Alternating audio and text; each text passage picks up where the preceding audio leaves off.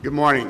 My name is Tom King, and I'm President and CEO of the Indiana State Museum, the organization that is charged with the responsibility of maintaining the collection of portraits of the governors. And I also had the pleasure of chairing the official Governor's Portrait Committee for Governor Daniels.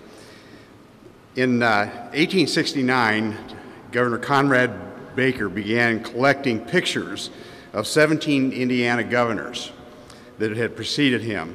The legislature soon afterwards authorized him to secure, as soon as practicable, and this is a quote, a true and lifelike likeness of each of the governors of the state and territory of Indiana, including the present incumbent. In all their generosity, the legislature at that time authorized him to spend $200 on every portrait that was painted. That was the last time there was ever a public appropriation for the governor's portrait. Ever since then, the maintenance of that collection and the current governor's portrait has been paid for with private collections out of people who wanted to express their appreciation for the service rendered by that particular governor. So this dates back to 1869.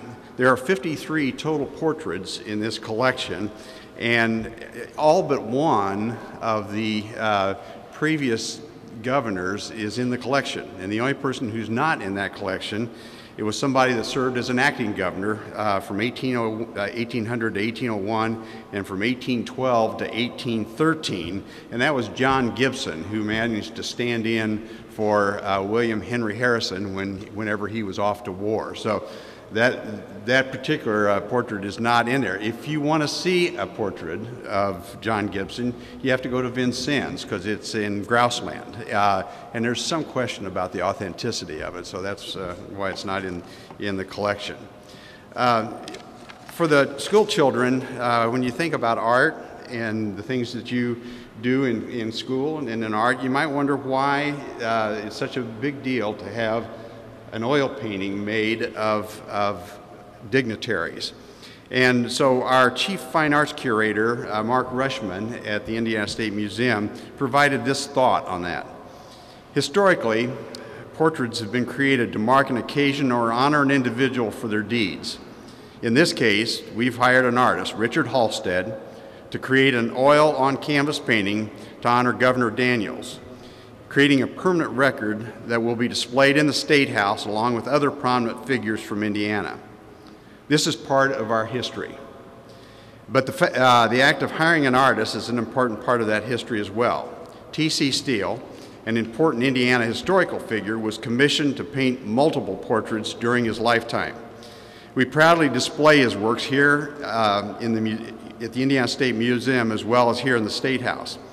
Then and now, the artist not only captures the likeness of the person, but gives a sense of who this person is, creating a setting and narrative that distinguishes this person from all others. A successful portrait will engage the viewer, give them reason to pause, and hopefully portray the significance of the person being honored.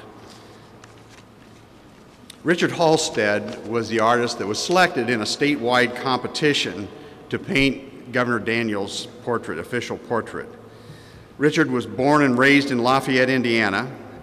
He's a graduate of Jefferson High School. He later studied at the Chicago Academy of Fine Arts and pursued independent studies at the United States and European art museums to become a nationally recognized portrait painter and teacher in both oils and pastels. His work can be found in the National Portrait Gallery of the Smithsonian Institution and in various corporate, university, and private collections. Mr. Halstead is a significant member of the Oil Painters of America and a member of the Portrait Society of America. I present to you Richard Halstead.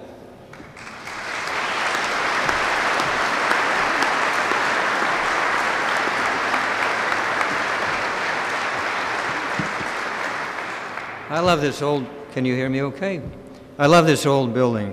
Whenever I'm here, I'm moved by a sense of timelessness and tradition. I think we all believe in progress, but we like to believe that there is something stable, like tradition and like our basic principles, that isn't altered too much by the passing of time. And art and architecture can sometimes gives us that sense. There's some wonderful old portraits in this building, as you probably know, that are very much a part of that tradition. I know that a camera these days can document our leaders in a much more efficient manner, but a painting speaks more of the unbroken connection between the past, the present, and the future. And that's my business, the tradition of making the strongest possible statement about one individual's place in history and creating a painting that might be distinctly of our times but coexists with all of the others in representing our history. Well, I'm privileged, as you can imagine, to be the painter of one of the most interesting figures in that long succession of Indiana governors. Governor Daniels was described to me in many ways that were actually quite diverse. He was described as a high-energy, engaging person and as an extremely focused, contemplative sort of writer. He was said to be a tough taskmaster, but kind and empathetic. He preferred casualness and relating to people as a regular guy, but had an exceptional intellect, described by many as brilliant, and an unusual clarity of vision and purpose. The consensus among the people I talked with was that there were many facets to the governor that shifted easily and comfortably to meet the needs of each separate situation. To depict someone of such diverse character traits was a challenge, but it was also an opportunity, because the pinnacle of success in portrait art is often thought to be subtlety and complexity, and here was a man whose strength was in large part a result of those qualities. It's awfully nice to see kids here today. It's a lucky day for you, you know, to see the governor honored this way. I want you to know that one of the things that helped me to make the portrait of the governor was seeing him with kids. He was giving them a lesson in democracy. And I learned from that subject of democracy was something that meant quite a lot to him. He has very deep feelings about it. I learned that he had not only passion, but a strong belief in the importance of the limitations of power and his willingness to limit his own power in that respect, and his willingness to move on and let the next generation take over. So as we put this image up with all the other governors, we do not put up a ruler for all times.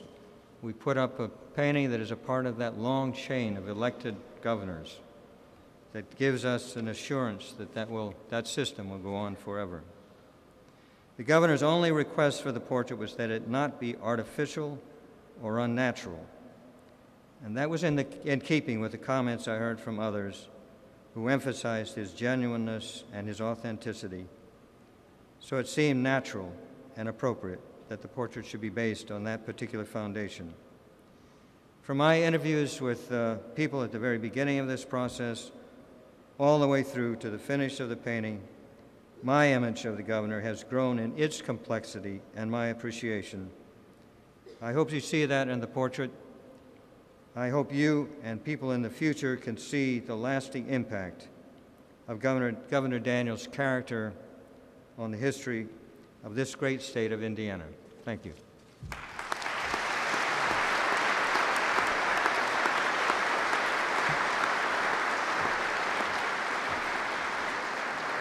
Thank you, Richard. I know that you're all anxious to see the result of his work, but before that, I'd like to call on Lieutenant Governor Rebecca Skillman, who has been Governor Daniels' extraordinary partner in the leadership that's been provided to this state over the last 8 years. Lieutenant Governor Skillman.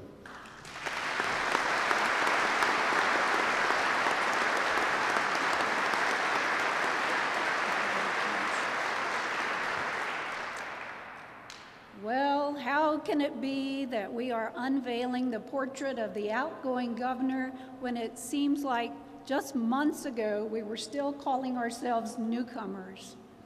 And thanks everyone for being here with us today.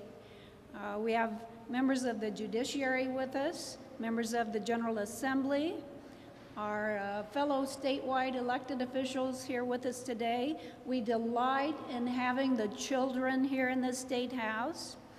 And in the audience, there are many highly talented men and women in leadership in our administration. Several of them came to state government with us. I would expect they share that same thought about the time that has passed so quickly. But you know, there are so many reasons to celebrate the portrait. We are honoring the man, Mitch Daniels, and his great leadership.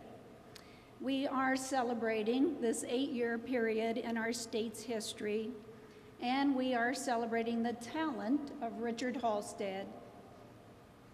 Now, it's no easy feat to capture the essence of Mitch Daniels, the man. But I know that Richard approached this task with great passion, with determination, and of course with his great talent as well.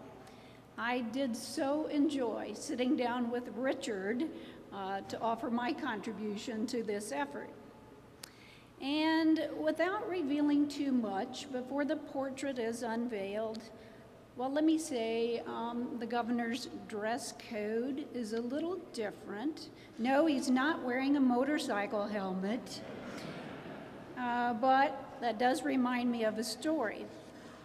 It was in our first few months in office, and I called Maggie Ban one day, you know, Maggie, the governor's longtime executive assistant, and I said, Maggie, won't you please ask the governor what he's wearing to this event tonight? And then I added, you know, Maggie, in my 50-something years, I've never called in advance to see what some guy is wearing to an event.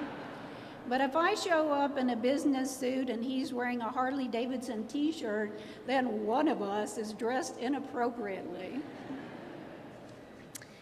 As you will soon see in this portrait, Governor Mitch is holding an item in his hand.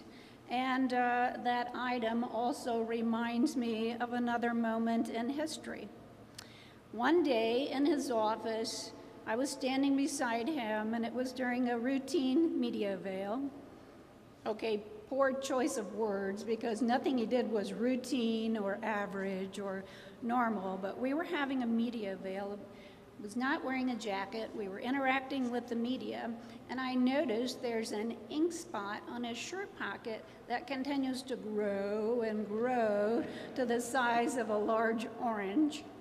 And I said, I'm so sorry to interrupt, but you have a pen in your pocket that's leaking. And he looked down and said, oh darn, and I just paid $3 to have this shirt cleaned. And then ever the guy with the solution, he said, I know, I'll wear it under sweaters. So look closely at the portrait. You know, over the past 8 years, there have been so many milestones, so many accomplishments. There have been so many special moments with Hoosiers and for Hoosiers. And looking back, I see a governor and an administration that did not ease gently into the first few weeks of office, and that's an understatement. At our first inauguration, Governor Mitch talked about raising a barn in Indiana. Well, Hoosiers know that barns are structures of strength for a prosperous future.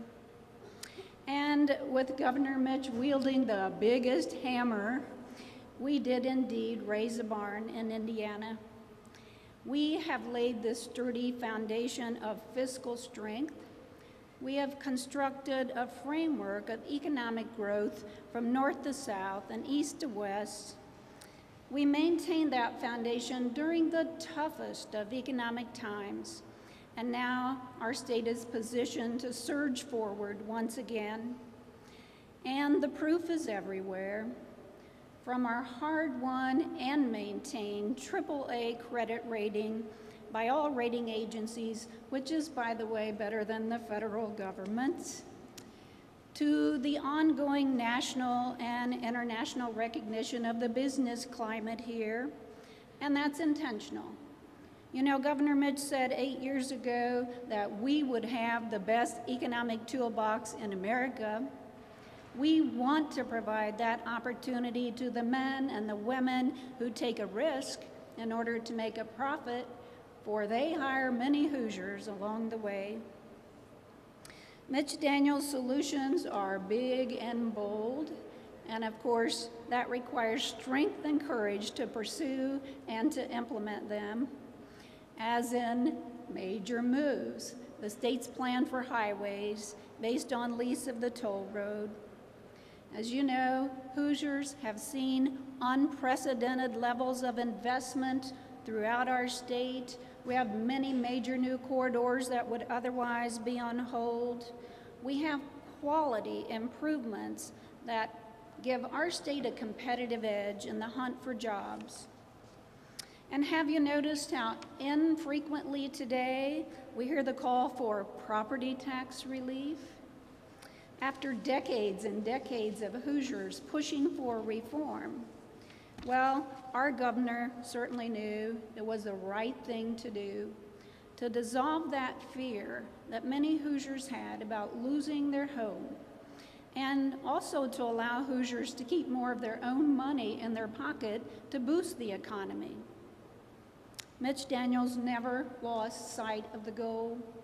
He wanted only to help our state leap forward so that every Hoosier could improve their quality of life.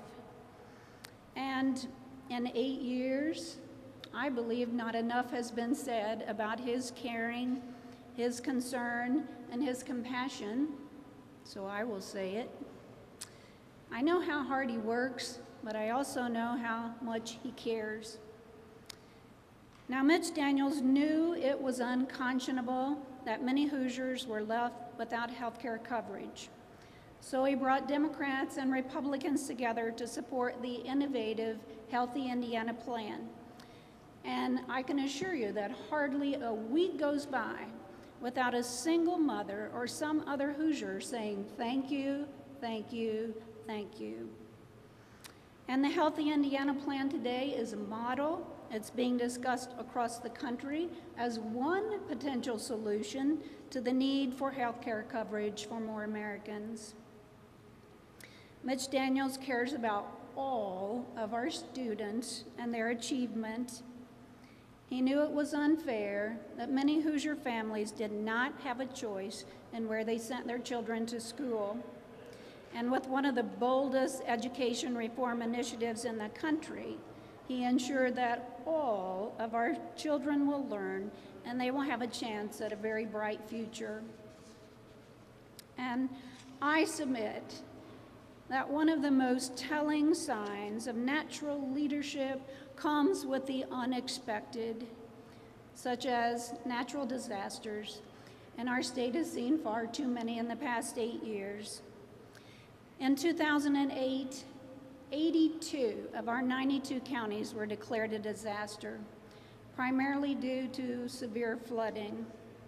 And from the air, it looked like a great part of Indiana was underwater. Governor Mitch, he moved at warp speed to put this statewide system in place for rescue and recovery and to assist Hoosiers who were hurting. But it was far more than that. He was intimately involved on the ground. Through his handshakes, the emergency responders and all of the volunteers knew that they had his support. And through his compassion, the victims knew that they would soon be back on their feet. Governor Mitch knows there is nothing more important we will do than to keep Hoosiers safe and secure. His decisiveness, his leadership, and his management ability should be the pride of every Hoosier. That is the man that Richard Halstead has captured in this portrait. That is the man I know, and I am certainly proud to be his partner.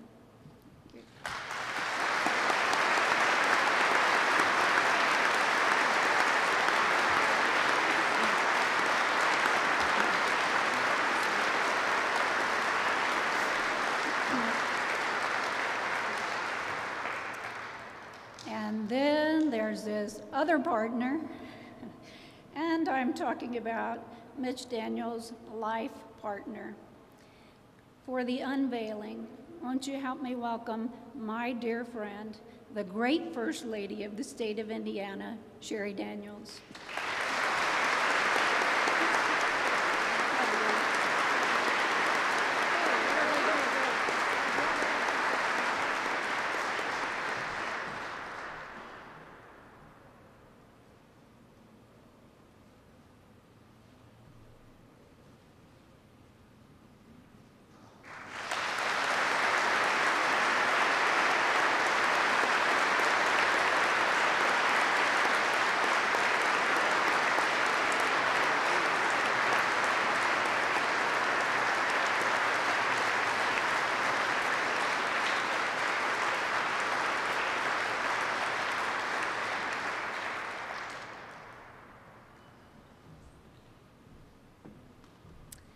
And now, ladies and gentlemen, let's show him our appreciation. Welcome your governor, Mitch Daniels.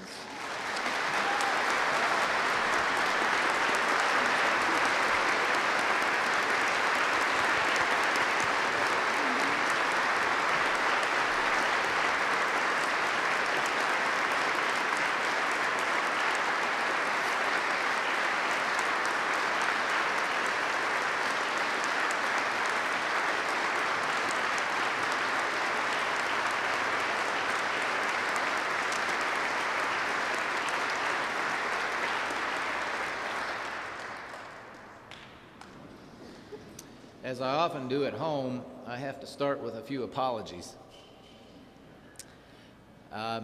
It's only honest of me to confess that throughout this entire process of getting a portrait made, I have been a royal pain in the backside to our team and to all those whose assignment it was under state law to bring this work into being. And so I was in denial about the whole idea for a long time. I didn't want to make any decisions. I didn't want to spend any time. I was very self-conscious about the fact that folks would be asked to donate so that this could be done, and also that money could be restored to a fund that keeps all these paintings in shape. If I'd heard, Tom, if I'd heard about that Gibson guy, and I would have inquired as to how he managed to get out of it altogether. But in any event, I was wrong, and it's a fabulous project, and obviously, in terms of our history, something that is essential to do. Special apologies to my friend Jane Jankowski, who must have drawn the short straw and got the assignment to shepherd this whole endeavor, and had to put up with my lack of cooperation on so many occasions. And she came back from visiting Richard. I didn't want to see it and didn't see it before, but Jane said, "Oh, really? I think you'll like it." She said, "It's a fabulous likeness. It looks just like you." I said, "That's exactly what I was afraid of." We shouldn't have picked somebody so great as Halstead. Maybe someone who wasn't so good at it would have made me look a little better than I do. I am in awe of Richard's skill, but that doesn't say much, because I'm in awe of any artistic skill. I've told other classes, so I'll tell the students who are here today, if you lined up all the people in our state, anybody know how many people there are in this state? Got a guess? What do you think? How many do you think? 22 million, that's a little high. It's 6.5 million. It's still a lot of people. If you line them all up from most artistic to least artistic, I'm this guy down here. So I am always deeply impressed by great talent like Richard's.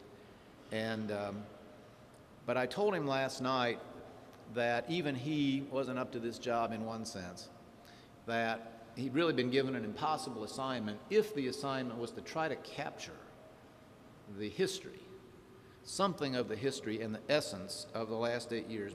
To do that, he didn't have enough canvas.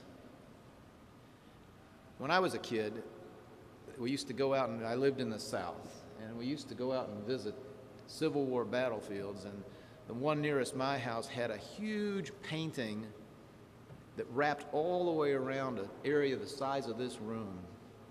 It was called a cyclorama. And so on that painting, there were hundreds and thousands of pictures of soldiers and people who had been caught up in that event. And it occurred to me that really, if there'd been the money and time, we should have commissioned Richard to do a cyclorama. We needed one of those if you really wanted to tell this story. You can't do it picture of one person. You would have needed to have Becky in it, the finest partner any governor ever had.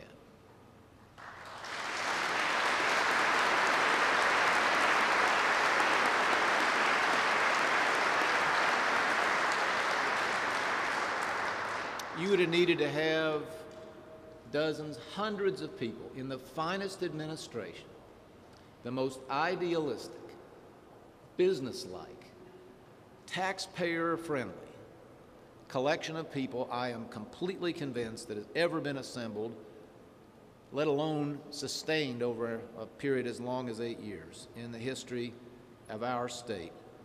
My folks were from the north, but we lived in the south for 10 years, my first 10 years till we moved to Indiana. And I remember the years we lived in a little town in eastern Tennessee. Big revelation to my folks, the way people talked, the way people acted. And they never got over, they said two things. One was that everyone left their doors unlocked. And the second was that people would just come by without calling first. Well, both in our approach to the political party, which earned us this chance to serve, and in our approach to the administration that we've had, we just left the door unlocked, and the nicest people came by.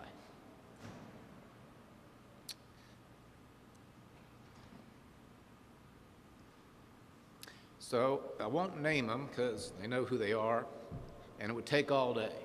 But there should be, their faces should be on that portrait. And finally, the finest state employees in the country, and Hoosiers know it. When surveyed, 77%, the highest percentage in America, say today that their state government and the people who work in it are effective. They see that correctly. Now, I've already confessed I have no eye for art, and so you all judge. But if this work of Richard's captures even a slight flavor of the last few years, here are a couple quick things that I hope people in the future will somehow get a sense of. One, as was mentioned before, this has been 8 years of action. We did not come here to be cautious. We did not come here to be caretakers. I've learned over life, and I guess everybody knows, and the kids will learn if they haven't already, the world is pretty much divided between builders and bellyachers. And for every project, for every new initiative, for every constructive suggestion, you can count on an instant reaction negatively from somebody. Sam Rayburn, the great Democratic Speaker of the House 50, 60 years ago, was quoted as saying, "Any jackass can kick down a barn. It takes a really good carpenter to build one." Indiana has been blessed, as I just said, with an incredible assembly of carpenters. I'm looking at many of them right now. And they have built so much that will be here when these children take the reins of leadership, and long after anybody can remember who the heck's that guy in that picture. I hope that somehow people will take away from Richard's work the sense that the changes that happened in this state were big ones, that we tried not to use or misuse any of the 2,922 days that were given to us on minor or inconsequential goals. You know, a Hoosier farm wife said to me years ago when there was a lot of noise, what the media loves to call controversy, about one of our suggestions. She said, "Mitch, don't worry about it. Dogs don't bark at parked cars. Well, the car of this administration, as we see it, never stopped to park. Even today is in motion. I hope there's some sense of that in there. I hope that people who look at that painting will get some idea that this was an era of honest conduct. This meant a lot to us. Becky and I talked about it a lot. Things, well, more important, it might start with clean campaigning and learning to turn the other cheek when criticized or insulted. It was much more about clean government. You know, the first controversy of our whole 8 years, most folks will forget, it wasn't about a new economic development policy. It wasn't about the tightest budget in 55 years. It wasn't even about daylight savings time. It was about our ethics reform package. But we were determined to see standards lifted, expectations raised. We talked about lean, clean government. The clean was at least as important to us as the lean, because people have a right to expect that the people's business is being done with integrity and with the public interest uppermost. Lastly, I hope there's some flavor on that canvas that this was a period when it was everybody's government. We traveled relentlessly, not just in the pursuit of office, but in the conduct of office. Somewhere on that cyclorama, I imagine there'd have to be pictures of the now 124 Hoosier families who allowed me to stay overnight in their homes as recently as 2 weeks ago and as soon as next week. We wanted to do things large and small to try to convey to people, our youngest, from our youngest to the most senior among us, this is their house, this is their state, this was their government and their administration. Tried to be as accessible as humanly possible given the constraints of the job. I hope a little bit of that comes through. Now, I would say to the children that, in particular, the best grade any governor can hope to receive is incomplete. There's so much to do, always will be, in this state. Becky and I and others like to think that these were 8 extraordinarily eventful years with lots of action, lots of progress, lots of better foundations built. But incomplete is the only grade I think anyone in a job like this can accept. But all those qualities I just talked about, I do hope come together to achieve one step forward. I hope that this is now a slightly less cynical state, and maybe a state a little less cynical than places elsewhere, though there's plenty to feel that way about in society these days. But I do hope that Hoosiers believe that people here, not one person, but hundreds, have been acting boldly on their behalf, have done so honestly and openly, have held themselves to the highest standards, zero tolerance for any deviation from the highest standards of conduct in public life, and that was their government. But they had a chance to tell somebody, maybe even the governor, what was on their mind, what they thought would make the state better. I hope that's true, and I hope it lasts. Now, sooner than most people probably think,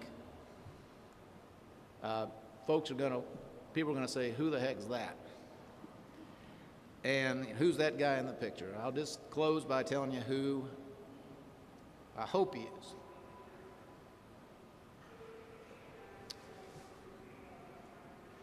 I like to read biographies, probably as much as anything. I like to read biographies, and I hope that you guys will too. There is no better way to try to become a better person, a more useful person, than to read about the great men and women who have done things before and try to pick up an idea or a tip from one of them. So I read a lot of those. At his death, Theodore Roosevelt was eulogized by all kinds of big shots. Presidents and kings and everyone else honored this great American president of 100 years ago. But the very best memorial to Teddy Roosevelt that I ever read, and I've read a lot of them, was written by a school child at the little school in Oyster Bay where his home had been. And they were given an essay assignment to describe the late president. And this school child wrote,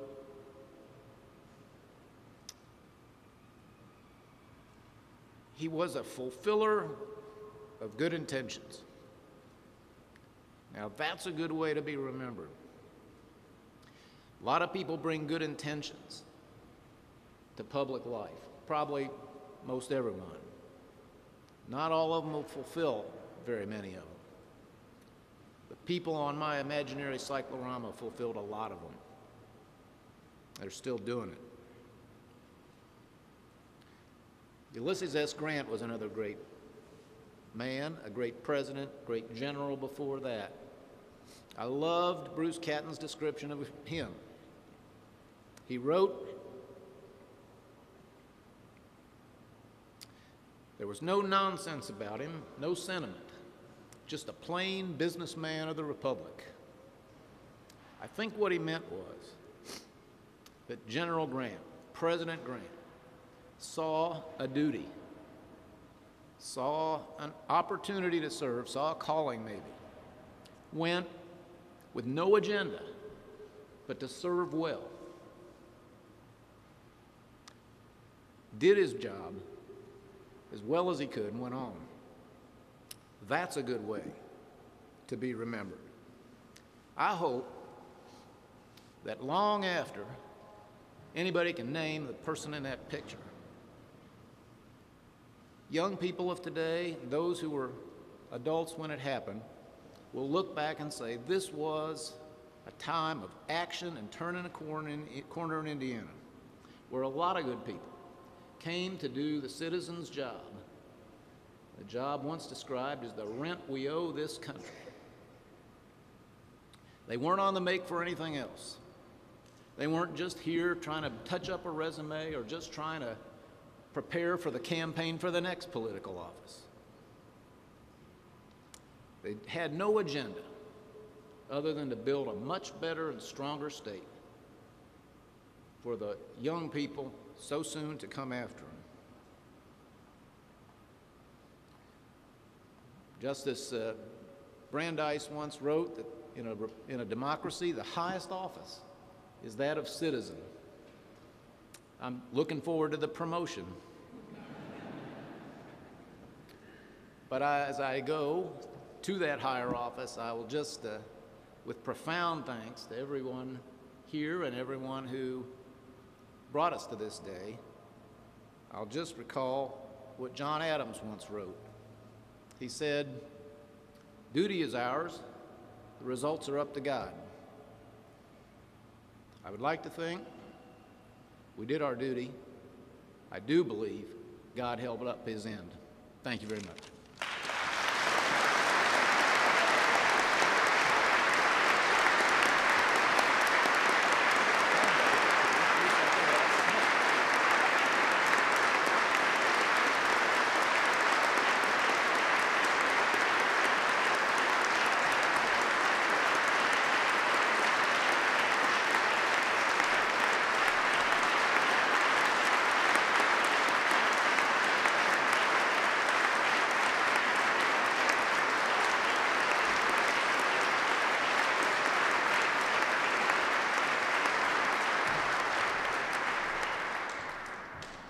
Governor Daniels, a grateful citizenry thanks you for your service, and that concludes our program. Thank you.